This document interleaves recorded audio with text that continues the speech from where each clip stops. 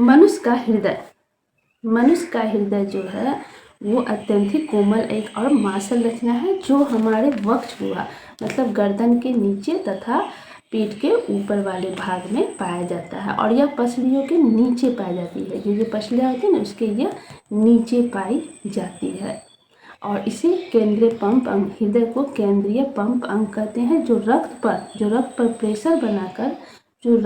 Pressure बनाकर उसका परिसंचरण यानी परिसंचरण पूरे शरीर में करता है।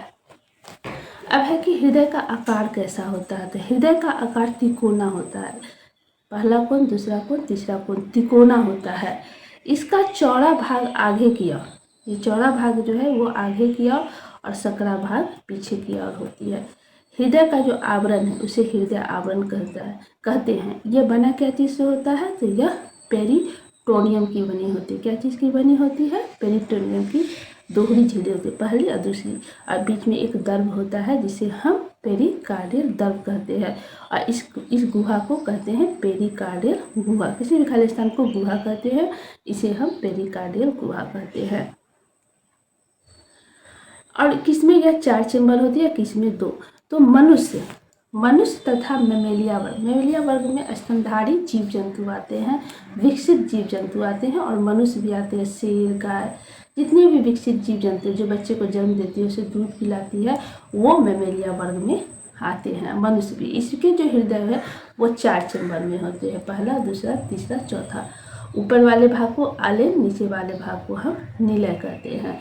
और इसमें ये दायां आलेन, बायां आलेन, दायां निलय और बायां निलय, इस तरह 4 चेंबर में मनुष्य का हृदय और तथा मैमेलिया वर्ग के जीव जंतु का हृदय बटा होता है। तो 4 चेंबर होते हैं, जिसे हम दायां आलेन, बायां आलेन, दायां निलय और बायां निलय कहते हैं, तथा इसे हम ऑरिकल और वेंट्रिकल भी कहते हैं। ऊपर वाले भाग को ऑरिकल, नीचे वाले भाग को वेंट्रिकल। इसी तरह लेफ्ट और राइट करके कहते हैं, लेफ्ट और राइट। तो ये जो भाग है, ये विभाजिका कहलाती है, जिसे हम सेप्टम भी कहते हैं। क्या कहते हैं, सेप्टम भी कहते हैं, जो एक दूसरे से अलग होता है, जो दाएं और बाएं को अलग करते हैं। लेफ्ट और राइट को, इस साइड को राइट करते हैं, इस साइड को लेफ्ट करते हैं, लेफ्ट और राइट को अलग करता है ये सेप्टम।